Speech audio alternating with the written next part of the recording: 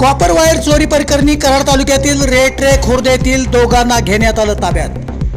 कराड तालुका पोलिसांनी केली कारवाई। मेलिरो सुझुकी गाडी देखील करण्यात आली जप्त।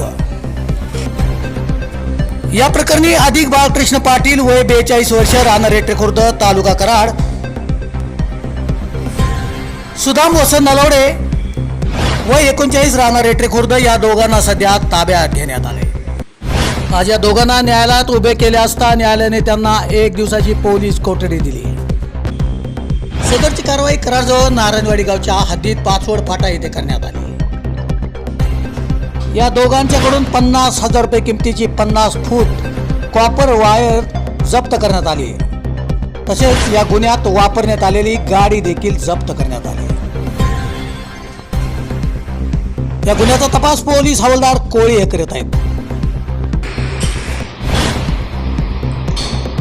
ही कारवाई पोलीस निरीक्षक महेंद्र जगताप यांच्या मार्गदर्शनाखाली करण्यात आली।